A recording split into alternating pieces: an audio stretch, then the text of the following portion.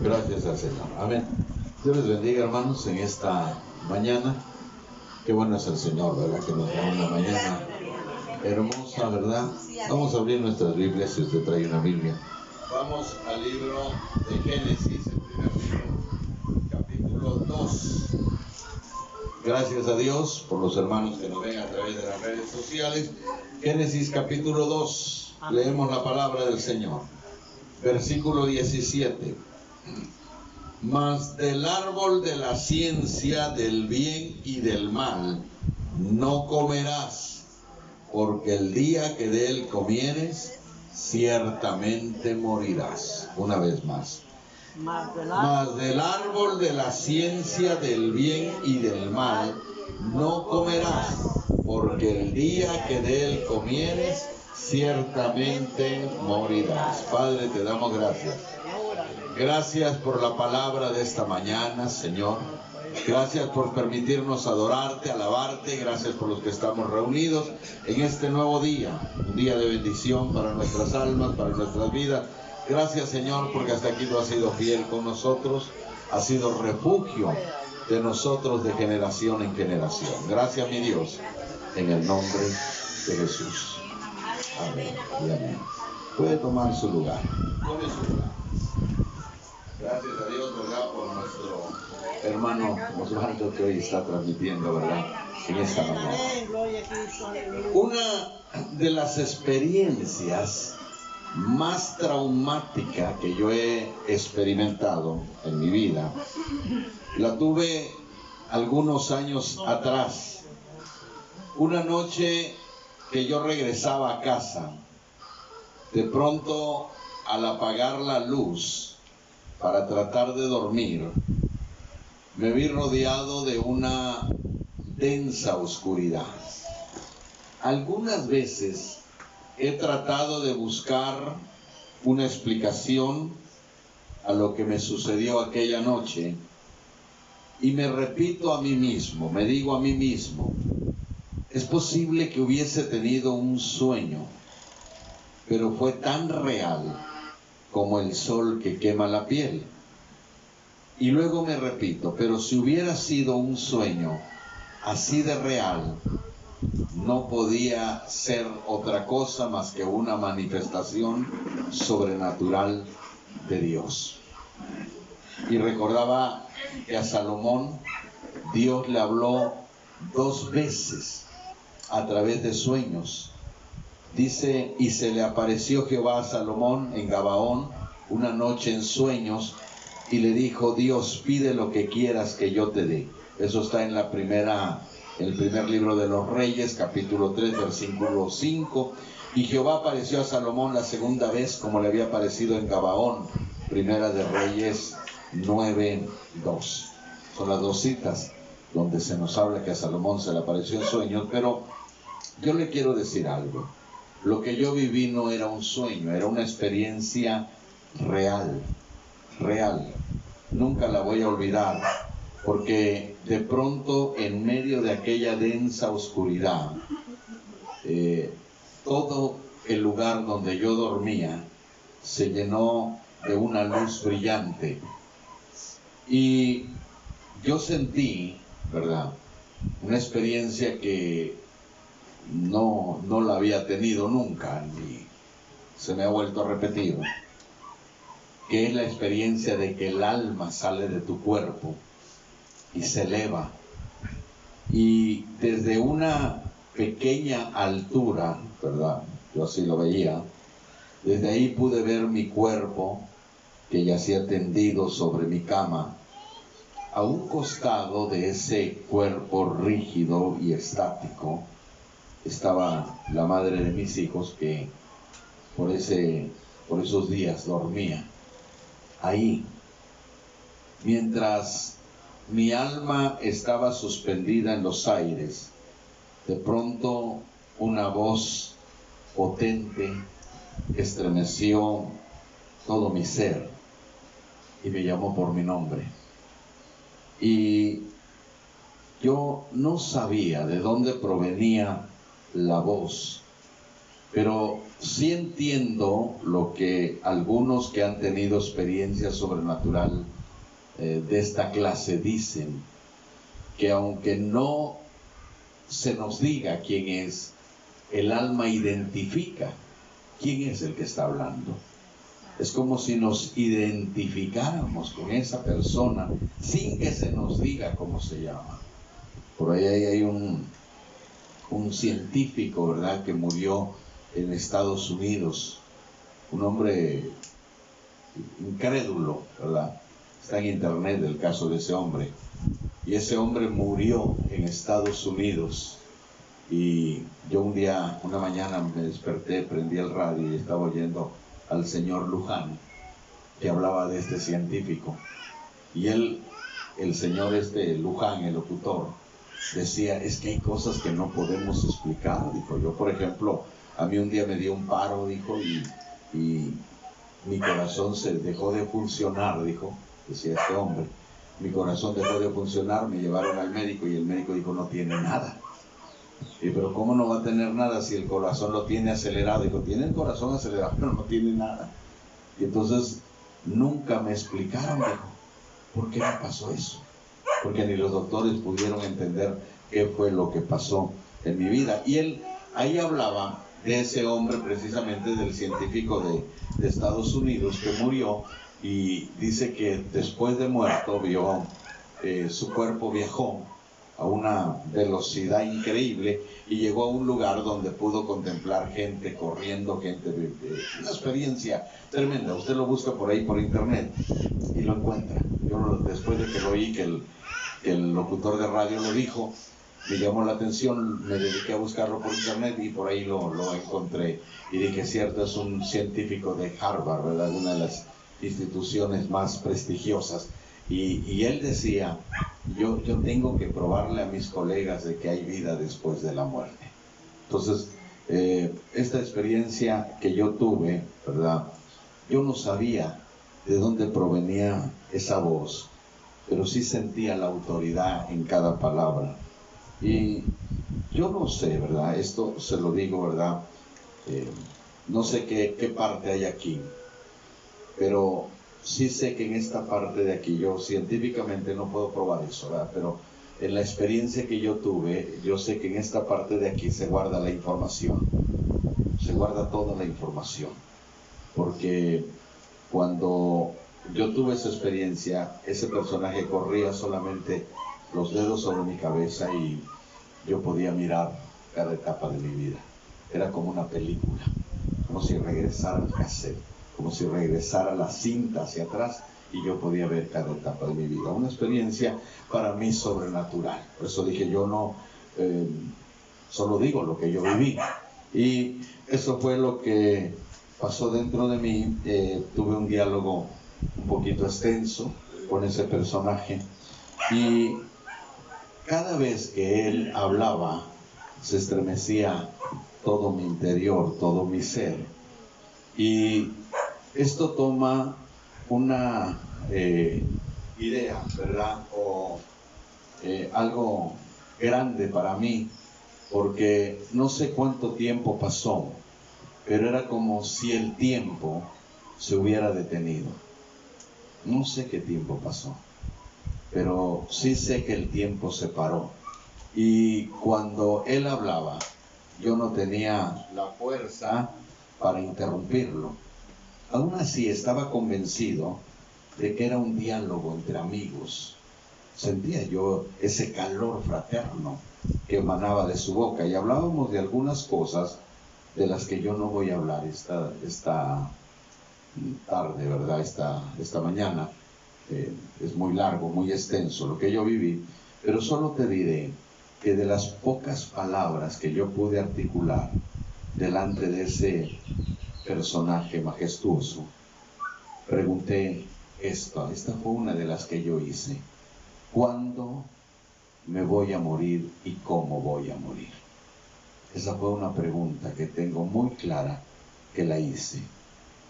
Cuando yo hice esta pregunta se gestó un silencio que a mí me pareció muy prolongado, no había respuesta, y para romper el silencio yo argumenté y dije, ¿crees que tengo miedo a saber la hora de mi muerte?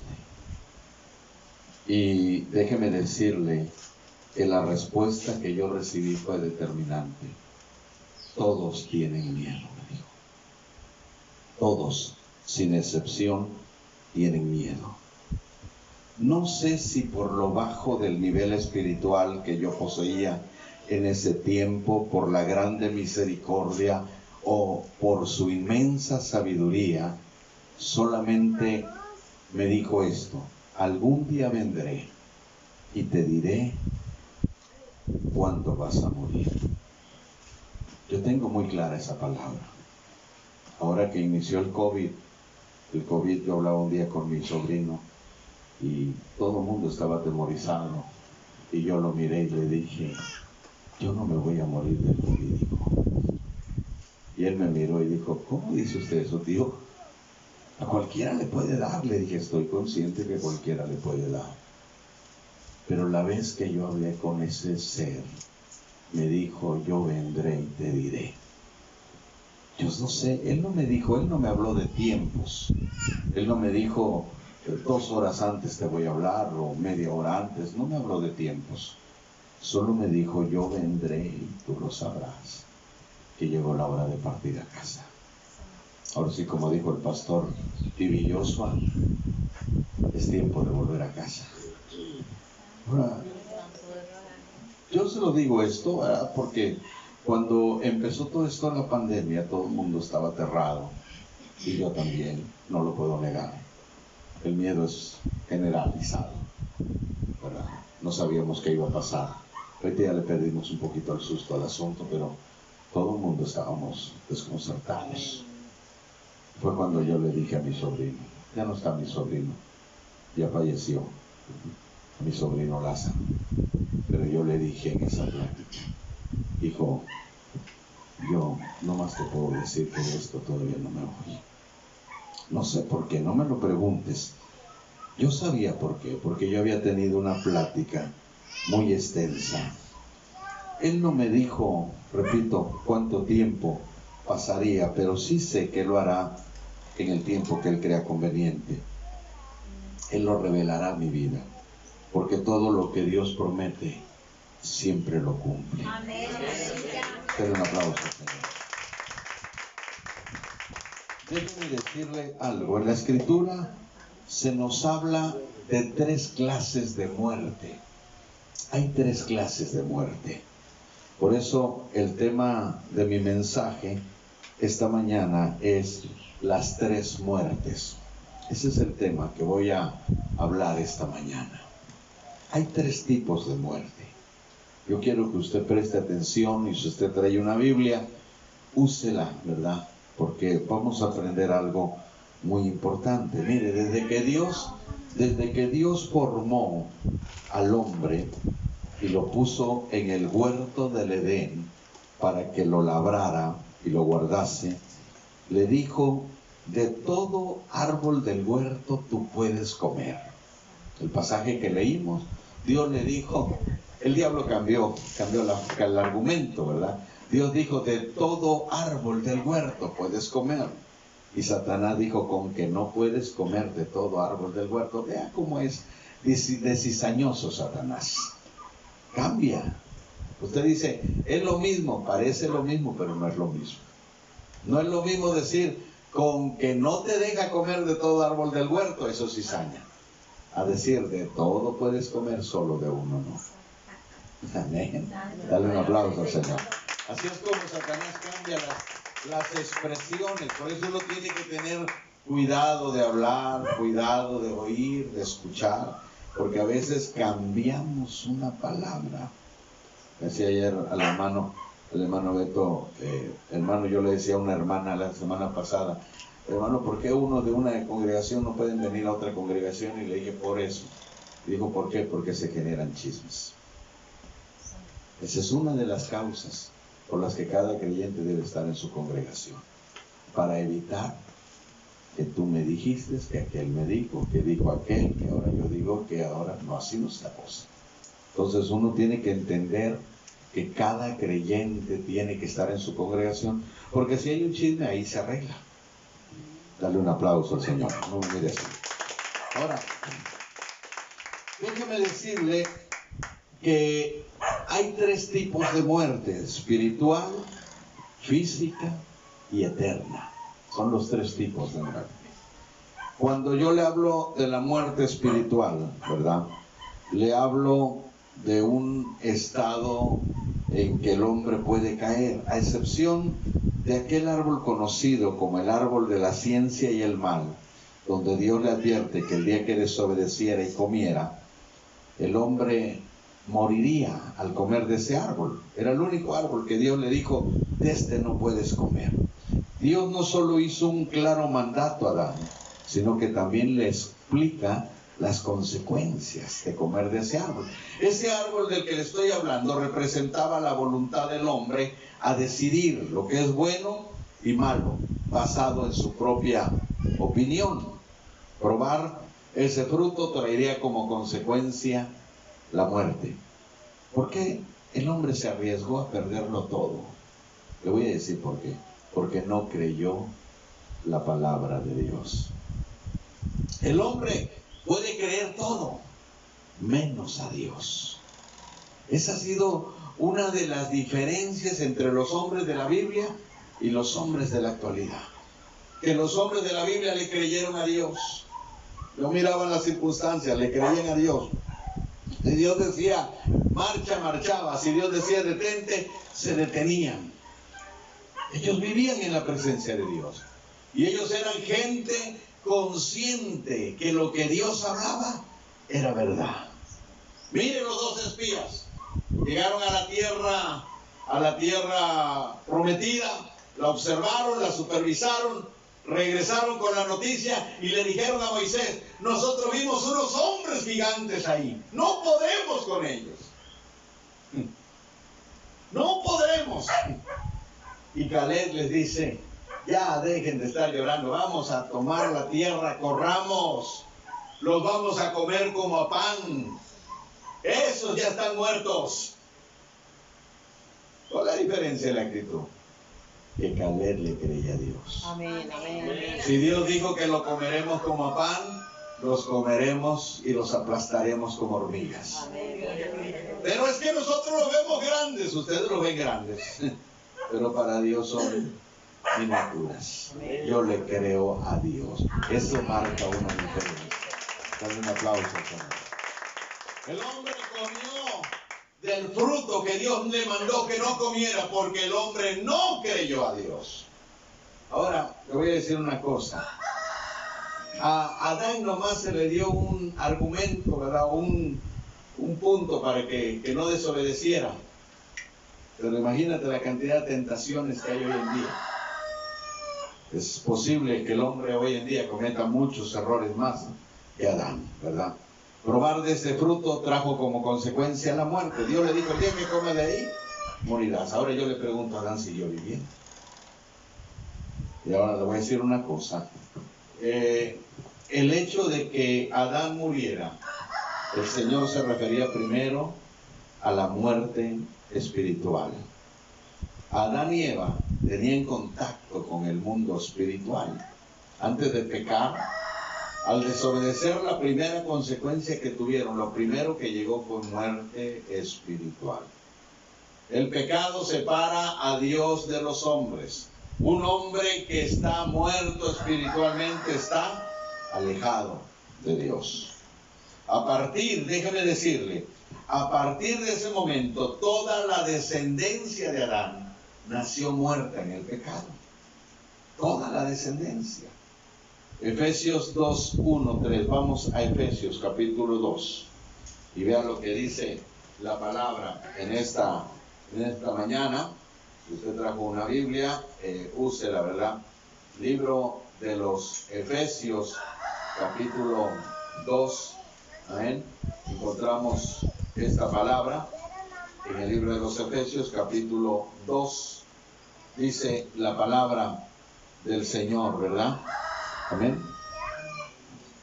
Dice: y Él os dio vida a vosotros, cuando estabais muertos en vuestros delitos y pecados, en los cuales anduvisteis en otro tiempo, siguiendo la corriente de este mundo, conforme al príncipe de la potestad del aire, el espíritu que ahora opera en los hijos de desobediencia, los cuales también nosotros vivimos en otro tiempo, en los deseos de nuestra carne, haciendo la voluntad de la carne y de los pensamientos. Éramos por naturaleza hijos de ira, lo mismo que los demás. Qué expresión más tremenda nos describe el apóstol Pablo. Todos estábamos muertos espiritualmente. Espiritualmente así nacimos, en delitos, en pecado. David dijo: en pecado me concibió mi madre, fui concebido en pecado. Entonces nos damos cuenta que allí estábamos muertos. Spurgeon dijo: hay muchos tipos de vida. Hay vida vegetal, hay vida animal, hay vida mental, hay vida moral y hay vida espiritual. Un ser puede estar vivo en un sentido, pero muerto en otro. Estar muerto espiritualmente no significa que también lo estemos física, social o psicológicamente, pero aún esta es una muerte real, una muerte muerta. La parte más vital de la personalidad del hombre, el espíritu, está muerto hacia el factor más importante de la vida, que es Dios. Amén.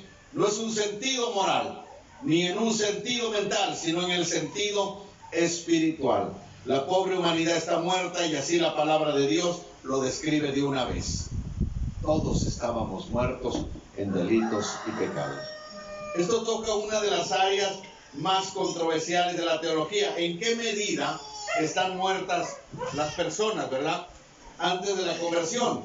Aquellos que argumentan que el hombre debe ser regenerado antes de creer, les gusta decir que un hombre muerto no puede creer, ¿verdad?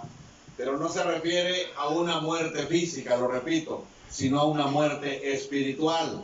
Esto toma una descripción en particular, más allá de lo que se interacciona, al decir que un hombre no redimido es exactamente como un hombre muerto, porque un hombre muerto tampoco puede pecar. Eso es lo que dicen estos hombres. Erramos. Si nosotros pensamos que muertos en delitos y pecados dice sobre todo sobre la condición del hombre, no. La Biblia usa diferentes cuadros para describir el estado del hombre que no es salvo. Habla de un hombre ciego, 2 Corintios 4, versículo 3 al 4. Habla de un hombre esclavo del pecado, Romanos 6, 17. Habla de un hombre amante de las tinieblas, Juan 3, versículo 19 al 20. De un hombre enfermo, Marcos 2, 17. Y de un hombre perdido, Lucas capítulo 15. Ahora, extranjero, desconocido, forastero, son algunos de los términos descritos en Efesios 2, 12 y 2, 19. Hijos de ira, es el último que tomamos ahorita. Por lo tanto, un hombre sin regeneración está muerto. En otras palabras, y en otras maneras no lo está. Por lo tanto, es válido apelar a todos los hombres para que crean. No necesitamos buscar evidencia de regeneración antes de que le digamos a los hombres que crean y sean salvos. Como el puritano John Trapp escribió: sin embargo, el hombre natural, aunque teológicamente esté muerto, está éticamente vivo, al ser forjado sobre argumentos. Oseas 11:4, con cuerdas humanas los atraje. Esto es por razones y motivos de amor, adecuarse a la naturaleza del hombre. Así que el espíritu y la palabra obran sobre nosotros y en los hombres por motivos racionales, poniendo delante de nosotros el bien y la vida, el mal y la muerte. El hombre decide, aunque esté muerto espiritualmente, toma la decisión en sus manos.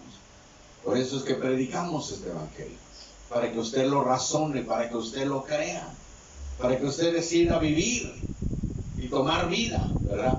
La idea detrás de la palabra en delitos y pecados es cuando hemos cruzado una línea retando los límites de Dios. La idea detrás de la palabra pecado es que hemos fallado, hemos cerrado el blanco, los estándares perfectos de Dios. Eso quiere decir que estábamos muertos en delitos y pecados, que hemos cerrado, que nos hemos equivocado.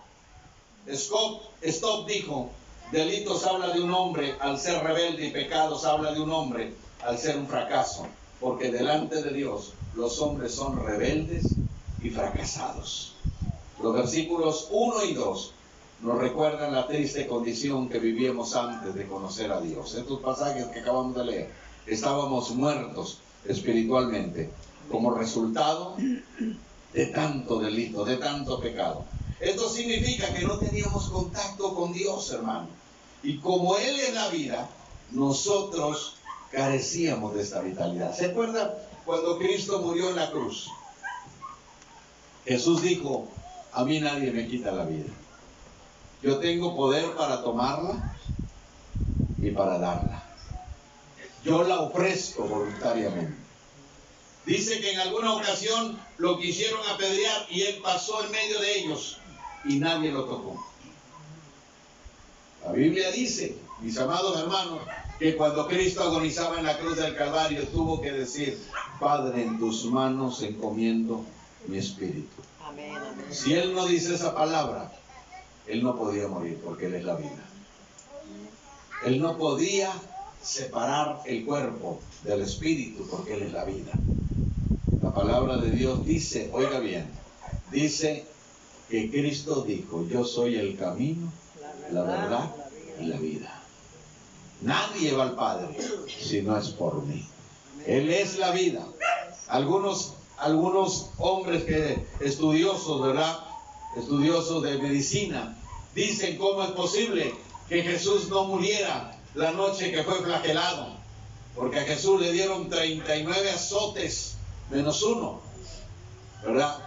Los castigos judíos se excedían 40 azotes, 39 tenían que dar. Los romanos excedían el castigo. Realmente no se sabe cuántos recibió Jesús, cuántos latigazos, pero el látigo que entraba en la piel de Jesús tenía puntas de plomo y hueso al final, para que cuando cada latigazo que entrara en la carne de Jesús, rasgara hacia abajo la piel. Así que lo que usted mira en películas no llega nada que ver a la realidad. Y a veces nos atemorizamos cuando vemos una película cruda, pero eso dista mucho de la verdad. La carne de Jesús se abrió en surcos, se veía viva la piel. Entonces los hombres de ciencia dicen: es que no había, le voy a decir una cosa, los romanos le tenían miedo a la crucifixión, le tenían miedo a la muerte de la cruz, porque sabían que era un castigo bárbaro, cruel. Muchos condenados murieron en el pretorio, no llegaron a ser crucificados. Pero Jesús, dice la Biblia, salió cargando su cruz. Y le voy a decir algo más. Los comentaristas dicen, ¿verdad? Porque la Biblia dice que Jesús salió desnudo. A Jesús lo exhibieron desnudo. Ahí la iglesia tradicionalista le puso un taparrabos. Pero no estamos hablando de un pueblo, estamos hablando de gente sanguinaria. Si usted se espanta con los cárteles hoy, el mismo diablo de los romanos era el mismo de hoy. No hay nada de diferencia, la misma sagacidad, la misma cizaña, la misma forma de maldita de pensar de Satanás, es la que sigue operando el día de hoy. Ahora, imagínate a Jesús, lo exhibieron públicamente, lo patearon muchas veces, las partes nobles de Jesús fueron golpeadas. Usted no tiene idea de lo que le estoy hablando. Pero ese hombre que moría ahí, dijeron los comentaristas, ¿cómo se mantuvo vivo hasta el final? Porque la muerte no podía abrazarlo. Él es la vida. Denle un aplauso, Señor. Denle un aplauso, Señor. Ahora, déjeme decirle una cosa, hermano. Nosotros carecíamos de esa vitalidad. Vivíamos como si no existiese el otro término que usa el apóstol, es hijos de ira. Y esto significa que teníamos una predisposición natural a la ira, a la violencia, a la malicia, a la amargura. Así éramos nosotros, dispuestos a la amargura, al ardor del temperamento.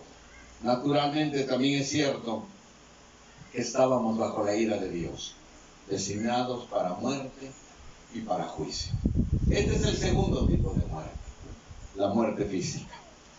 La muerte física, hermano, que se menciona en la Escritura, es la separación del alma, del cuerpo y la introducción del hombre al mundo invisible. Es ir por el camino del cual no se vuelve. ¿Quiere ver Job 16:22? El que muere va por el camino del cual ya no vuelve. El descender al silencio, Salmo 115:17. Es expirar, Hechos 5:10. Es tornar al polvo, Génesis 3:19. Estos que le estoy dando son algunos términos bíblicos que describen lo que es la muerte.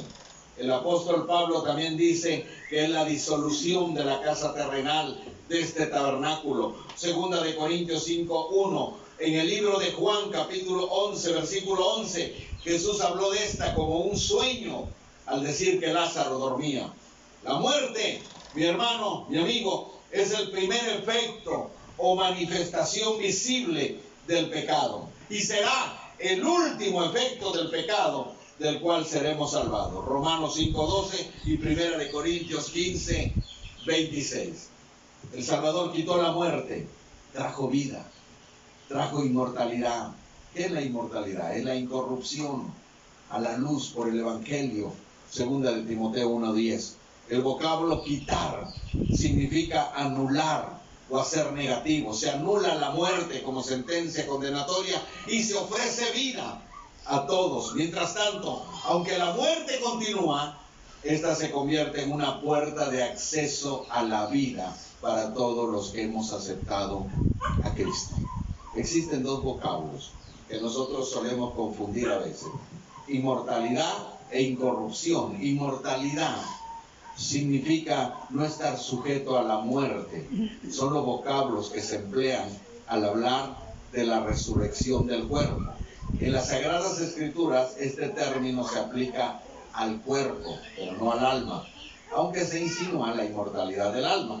Hasta los cristianos somos mortales, hermano, puesto que los cuerpos están sujetos a la muerte. Después de la resurrección y el arrebatamiento, obtendremos lo que se conoce como inmortalidad e incorrupción. Déjeme decirle, nosotros tendremos cuerpos glorificados, no sujetos a la muerte. Primera de Corintios 15:53 y 54 dice: es necesario que esto corruptible se vista de incorrupción. Dale un aplauso al Señor. Los malvados, hermanos, también van a resucitar. ¿Acaso esto significa que ellos también serán inmortales? Definitivamente no, puestos que ellos, ya le dije, espiritualmente están muertos, separados de Dios. Su condición toda es de muerte. Tienen existencia, pero no la comunión con Dios, ni la glorificación del cuerpo, que constituye la verdadera inmortalidad. Existen conscientemente, es una condición de sujeción a la muerte. La suya no es resurrección de vida, sino resurrección de muerte. Juan 5:29. Si la inmortalidad en las Escrituras se aplica al cuerpo, ¿de qué manera se justifica que hablemos de la inmortalidad del alma? Le voy a decir por qué. Tanto en el Antiguo como en el Nuevo Testamento, cuando hablamos de muerte, hablamos de la separación que existe del cuerpo y el alma. El cuerpo, cuando muere, va al polvo de la tierra, pero el alma o el espíritu continúan existiendo conscientemente en el mundo invisible de los espíritus. De manera que el hombre es mortal, puesto que su cuerpo está sujeto a la muerte. No obstante, lo cual su alma es inmortal porque sobrevive a la muerte del cuerpo. Amén. Hay una marcada diferencia. Le dije que hay dos vocablos que confundimos. Uno es inmortalidad y otro es vida eterna. Grábeselos. Uno es inmortalidad y otro es vida eterna. Hay diferencia entre la vida eterna y la inmortalidad. La vida eterna concierne principalmente al espíritu del hombre. Es una posesión presente que no es interrumpida por la muerte. Jesús dijo: el que cree en mí tiene vida eterna. Juan 6:47, Romanos 6:23, porque la paga del pecado es la muerte, mas la dádiva de Dios es vida eterna. Primera de Juan 2:25, y esta es la promesa que Él nos hizo, la vida eterna. Esta vida eterna ya la disfrutamos desde ahora. Dele gloria al Señor. Esta vida eterna ya la estamos disfrutando. Él dijo, el que cree en mí, aunque esté muerto, vivirá. Amén, amén. Entonces, nosotros, la muerte nos sirve para pasar de muerte a vida. Cantaba la hermana un canto ahorita que estábamos oyendo, y cantaba un canto, ¿verdad? No vivo yo, Cristo vive en mí, para mí el morir es vivir, para mí el morir es vivir, para mí el vivir es Cristo, no vivo yo. Usted no prestó atención al canto. Si usted prestó atención al canto, se dará cuenta que nosotros ya tenemos vida eterna. Amén, amén, amén. Amén. Dale un aplauso al Señor. Entonces, ¿qué es lo que nos falta a nosotros? A nosotros nos falta pasar a la inmortalidad. Es diferente. Por eso le dije, confundimos estos vocablos, vida eterna con inmortalidad. La vida eterna ya la tenemos. Y la inmortalidad, eso es en el futuro. Eso lo vamos a alcanzar en el futuro. La vida eterna es una posesión presente y la inmortalidad para el futuro. Romanos 2:7, 1 Corintios 15, 53, 54. Es la glorificación de nuestros cuerpos mortales en la resurrección. Acuérdense lo que Pablo dice: permanezcan irreprensibles espíritu, alma y cuerpo. Dios no nos va a salvar el alma. Dios va a salvar el alma, el espíritu, el alma y el cuerpo. Las tres partes del ser humano, todo lo que compone al ser humano, tiene que estar en la presencia de Dios. De ahí, hermano, de ahí que un creyente debe de vivir en santidad.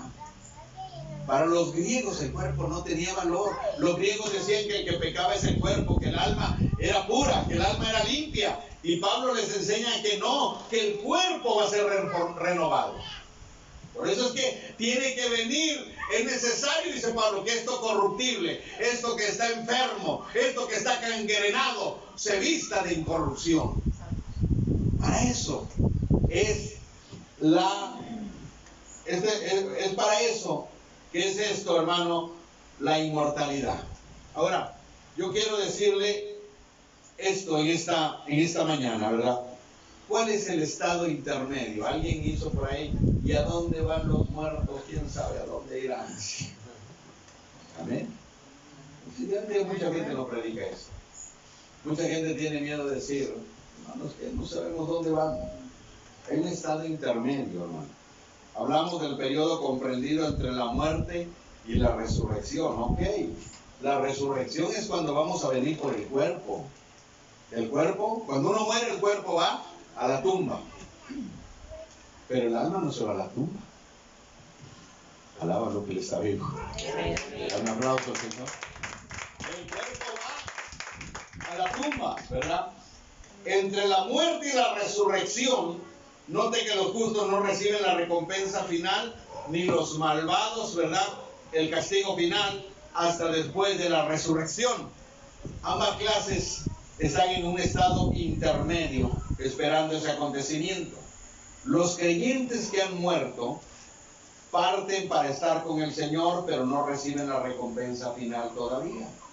Sin embargo, mucho se ha dicho que una persona fiel al morir va al cielo. Ahora, hay varios puntos de vista negativos que yo quiero hablar un poquito de esto esta mañana. Por falta de tiempo estoy tratando de avanzar en todo esto, pero esto es más extenso. Sin embargo, déjeme decirle algo. Hay puntos negativos. Y es bueno que la gente sepa qué creemos nosotros. Porque de repente nos confunden y piensan que todos pensamos igual que las demás religiones. Y nosotros oímos gente que dice, ¿verdad?, que cuando una persona se muere se va a descansar. Y cosas por el estilo.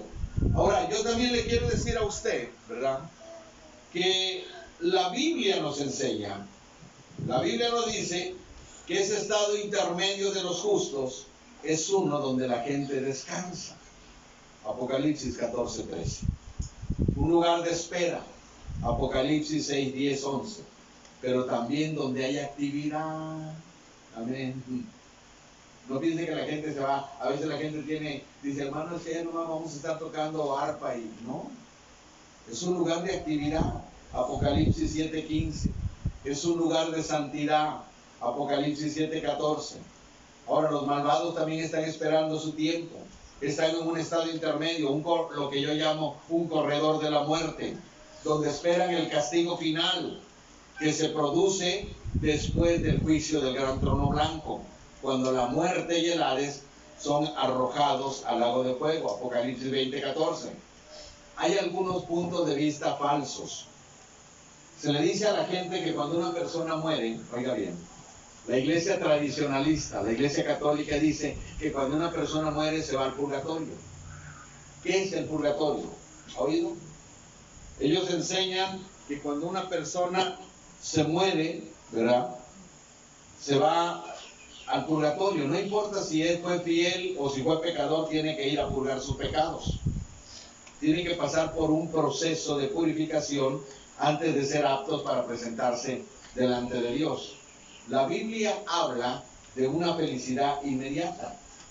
Jesús dijo, el que cree en mí, aunque esté muerto, vivirá. La Biblia habla de paz. Jesús dijo, mi paz os dejo, mi paz os doy, mi paz no como el mundo le da. Así que imagínate, espérame, Señor, ya nos diste paz, sí, pero tenemos que purgar pecados. Entonces, estamos mal. Me estoy refiriendo a la gente que dice, Dios te salve María, llena eres de gracia. Primero le piden a María, a Dios que salve a María, y ahí que nos lleve a nosotros. ¿Por qué cree que la gente reza? Para sacar a sus muertos del purgatorio. Amén. Esto lo debe saber usted, porque de repente también hay cristianos que andan rezando. Dale un aplauso al Señor. Mire, les voy a decir una cosa. La felicidad de una persona al morir no se para. Es inmediata. Lucas 16:22, Lucas 23:43. ¿Se acuerdan lo que Jesús le dijo a aquel hombre que estaba en la cruz? No le dijo, te voy a mandar al purgatorio. Señor, acuérdate de mí cuando vengas en tu reino. Y le dijo el Señor, de cierto te digo que hoy estarás, no dice como los testigos, te digo hoy 2 puntos. No, Señor. Dice, te digo hoy estarás conmigo en el paraíso. Hoy estarás conmigo en el paraíso. Dale un aplauso, Señor. Dale un aplauso. Ahora, es cierto, hermano, y nos damos cuenta que la Biblia solo habla de 2 lugares, 2 clases de lugares, los salvos y los no salvos. Cada uno en un lugar diferente. El destino de cada uno de las clases es determinado en esta vida. Aquí es el tiempo para aceptar a Cristo. Aquí es el tiempo que la persona tiene para rendirse, y la muerte cierra este periodo y luego sigue el juicio de acuerdo, ¿verdad?, de acuerdo con las obras hechas en el cuerpo. Hebreos 9:27 dice, está establecido para los hombres que mueran una sola vez y después de esto el juicio. Hay otra teoría, ¿verdad?, que enseña, ¿verdad?, que una persona puede comunicarse con los vivos. Es el espiritismo. Enseña que podemos comunicarnos con los muertos que han partido. En la historia del rico y Lázaro, cuando el rico miró a Abraham, le decía, Padre Abraham, manda a tu siervo Lázaro que vaya y le predique a mis familias. Y Abraham dijo, vienen a Moisés y a los profetas que los oigan. Aquí no podemos salir nadie. No nos está autorizado ir para allá. Así que la gente, esos cristianos, yo conozco cristianos por ahí que dicen, hermano, es que vino mi tío y me habló, y cuando yo ya me iba a morir, y perdónenme por lo que estoy diciendo porque yo sé que no les gusta, le habló un demonio. Dale un aplauso al Señor. Amén. son espíritus engañadores. Primera Reyes 22, versículo 22 y Primera de Timoteo 4:1 dice que estos espíritus son engañadores. Oiga bien, dice, alguien dijo, hermano, pero Samuel vino. La Biblia dice que Samuel vino. ¿De dónde salió Samuel? De abajo. Amén. Cuando Samuel habló con Saúl, la medium le leyó la mente a Saúl. El miedo que Saúl tenía. Amén. Pero le voy a decir una cosa. Ese tipo de prácticas en la palabra de Dios están reprobados. Dios mandó al pueblo de Israel que no se mezclaran con encantadores, con adivinos, ni que consulten a los muertos. Ni gente que consulte a los muertos. Allá en Deuteronomio capítulo 9, versículo 14, me parece, si mal no estoy, ahí se dice claramente que el pueblo no tenía que tener nada que ver con esta gente. Y hay creyentes que todavía andan creyendo en los que consultan muertos. El espiritismo enseña que los muertos vienen, pero la Biblia nos dice que los muertos nada saben y nada tienen que hacer aquí en la tierra. Algunos grupos, como los adventistas, esto no le va a gustar a algunos adventistas, hablan que el alma, y yo los aprecio porque sé que le echan ganas, ¿verdad? Pero ellos dicen que el alma está en estado inconsciente hasta la resurrección. Esa creencia que los adventistas tienen se llama sueño del alma. Aunque la Biblia describe la muerte como un sueño, se refiere a que el creyente pierde la conciencia del mundo, del cansancio y la enfermedad, y se despierta en uno de paz y felicidad. En el Antiguo Testamento se nos enseña que mientras el cuerpo reposa en la tumba, el espíritu de la persona que ha muerta entra al Seol, que traducido es infierno, donde vive una vida consciente. Isaías 14, 9, 11, Salmos 66, 10, Lucas 16, 23, 23, 43 y Segunda de Corintios 5, 8, Filipenses 1, 23, Apocalipsis 6, 9 son algunas citas que nos habla de lo que pasa con la gente que muere. ¿Está consciente? ¿Sigue viva? Entonces, ¿cómo podemos decir que una persona se va a dormir? Cuando uno lee Apocalipsis dice que Juan dice, yo vi las almas de los decapitados. ¿No? Estaban vivos. Entonces, cuando Jesús fue a la tumba, dicen los adventistas, es que Jesús descansó el sábado, su cuerpo. ¿Se durmió Jesús entonces? Oh, qué herejía más grande. Imagínate. Entonces la gente cree, hay gente que cree esas herejías.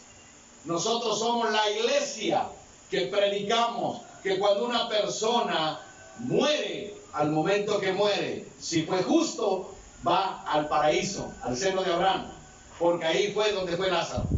¿Y a dónde fue el rico? Al infierno. Una vez me dijo un muchacho, pastor, pero en el libro de Eclesiastés, le dije, en el libro de Eclesiastés te voy a decir una cosa, todavía no venía Jesús a la tierra. El que nos enseñó qué pasa con los muertos es Jesús. Amén. El que habló qué pasa con la vida en el más allá es Jesús. Porque digo, ustedes no pueden hablar de cosas que no han visto, pero yo sé de dónde vengo y sé para dónde voy. Amén. Dale un aplauso al Señor. Y óigame bien, Jesús predicó más del infierno que del cielo. No teman al que mata el cuerpo, pero el alma no la puede matar. Temed a aquel que puede echar el cuerpo y el alma en el infierno. Ahora, voy a concluir para que usted no se me desespere.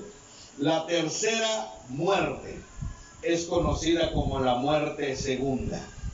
Y es el destino donde todos los pecadores van a enfrentar. Es la separación eterna de Dios y el eterno sufrimiento, conocida como la muerte segunda.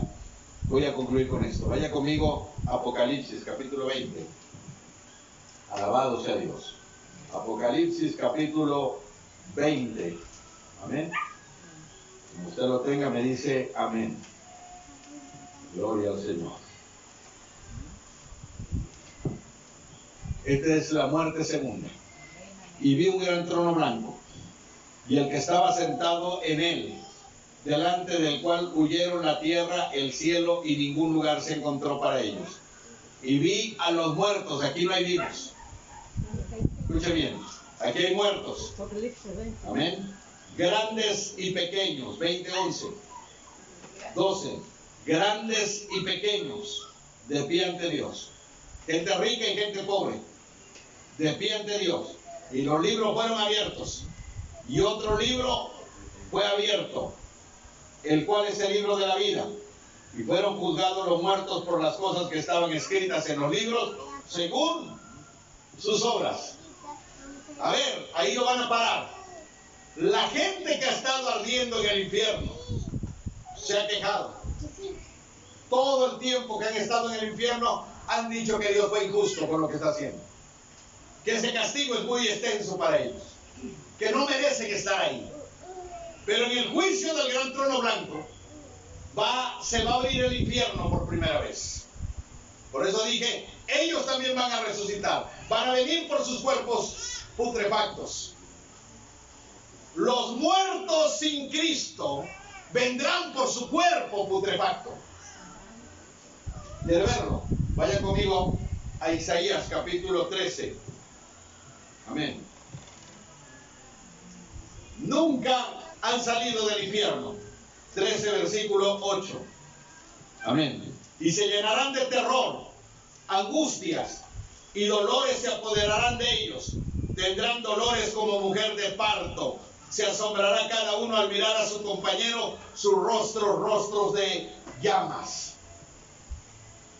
Ahora ellos se sorprenden porque por primera vez se abre el infierno y uno se mira con otro y dice, hoy tú estás quemado. Tú también, tu rostro está chamuscado. Ahora tú estás aquí. ¿A dónde vamos? Y todos empiezan a caminar.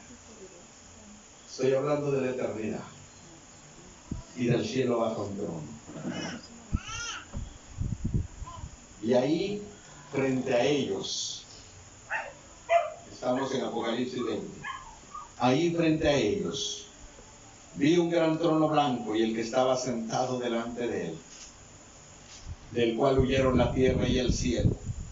Ningún lugar se encontró para ellos. Estamos hablando del espacio, del infinito. A los muertos grandes y pequeños, de pie ante Dios.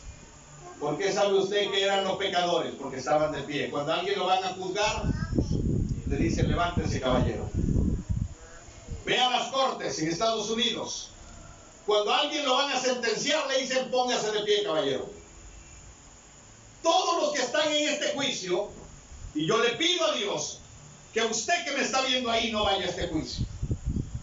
Le oro al Señor que usted no esté en este juicio porque se va a acordar de este predicador. Escuche lo que dice. Los libros fueron abiertos y otro libro fue abierto, el cual es el libro de la vida. Y fueron juzgados los muertos por las cosas que estaban escritas en los libros según sus obras. El mar entregó los muertos que había en él. La muerte y el infierno, Hades es infierno, entregaron los muertos que había en ellos. Y fueron juzgados cada uno según sus obras. La muerte y el Hades fueron lanzados al lago de fuego. Esta es la muerte segunda. Escúchenme bien lo que le voy a decir. Cuando una persona se presenta en el juicio del gran trono blanco, se le va a aclarar el por qué fue lanzado al infierno. ¿Sabe que nosotros diariamente cometemos pecados y que no nos damos cuenta de lo injustos que somos? Y que muchas veces hemos causado daños a terceras personas sin saber o sin querernos dar cuenta. Como el caso de aquella mujer en Veracruz, reciente, que acaba de salir en los periódicos y en el internet, que tiró veneno para los gatos en un pedazo de pan y unos niños se lo comieron y murieron. Ahora, Ella solo hizo un acto que creyó que era bueno, pero había maldad en ella. Si esa persona no se arrepiente, un día tendrá que salir del infierno y decir es que es injusto, y Dios dirá, por tu causa murieron 2 niños. Piense en el esposo que engañó a la mujer y la mujer no soportó y se colgó. En el hombre que jugó con los sentimientos de una mujer y ella no soportó y ella murió. Piense en la cantidad de hombres o mujeres que diariamente roban, secuestran, matan, violan, asesinan, que piensan que nadie puede con ellos. Ellos compran las autoridades, compran al gobierno, pero este juicio es blanco. Esto no es un mantel blanco. El juicio del que le hablo es blanco, transparente. Cada palabra que usted ha pensado será procesada ahí. Cada cosa que usted ha hablado en la intimidad saldrá a la luz. Dios tiene una especie de película donde pasará todas las aberraciones que usted ha cometido, donde nadie le ha visto. Todos, óigame, todos tenemos vida privada. Y muchos han hecho de esa vida privada un libertinaje. Ellos piensan que pueden robar. Imagínate que de repente te pasan la película o el video donde tú estás robando. Pero a los ojos del mundo tú eres bueno. Ahora cuando el justo juez le diga, usted caballero, usted está en el infierno porque sus actos fueron deplorables. Usted señora, usted fue al infierno porque con la lengua usted destruyó mucha gente. La gente será tan avergonzada que dirán, vamos de vuelta al infierno. Pero el Señor dirá, no, tengo algo peor para ustedes. Se llama lago de fuego. Ustedes decidieron por voluntad propia seguir a Satanás. Yo preparé el lago de fuego para Satanás. Seguir a Satanás fue decisión suya. Ir detrás de Satanás fue su decisión. Síganlo hasta donde él va a estar. Él estará en el infierno por la eternidad. Y ustedes arderán con él. Ángel, arrójalos al infierno, al lago de fuego. El infierno, la muerte, fueron echados al lago de fuego, junto con Satanás. Póngase de pie. Ojalá usted no vaya a ese lugar. Somos la iglesia que predicamos, y no se confunda, que cuando una persona muere en Cristo va a gozar de las bendiciones del cielo. Se llama el paraíso, el seno de Abraham. Ahí estaba Abraham con los justos. Somos la iglesia que no creemos que cuando una persona se muere va a descansar. Descansa espiritualmente, pero no físicamente como piensan algunos, ¿verdad? Que la persona se va a dormir porque no hay sueño del alma. Hay un descanso, ¿verdad? Allá en aquel lugar. Hay un refrigerio en aquel lugar. Pero cuando nosotros vemos a Lázaro, estaba alabando a Dios allá con Abraham. Ore al Señor conmigo. Dios, te damos gracias. Gracias por la palabra, Señor. Pedimos, Señor, que tú bendigas a cada uno de los hermanos, de los amigos que nos han oído. A través de este mensaje podemos hacer una reflexión en las personas. Señor, hay un tiempo para cambiar. Este es el tiempo. Señor, nosotros sabemos que un hombre que muere espiritualmente está próximo a morir físicamente y eternamente, Señor. Estos son los 3 tipos de muerte. La muerte segunda es eterna, Señor. Yo te ruego en el nombre de Jesús que tú bendigas a las vidas de las familias que nos han oído. Los hombres y las mujeres que han decidido cambiar, que han decidido correr detrás de ti, Señor. Han entendido que la vida ya la estamos viviendo, la vida eterna. Porque tu palabra me dice a mí que el que cree en ti, aunque esté muerto, vivirá.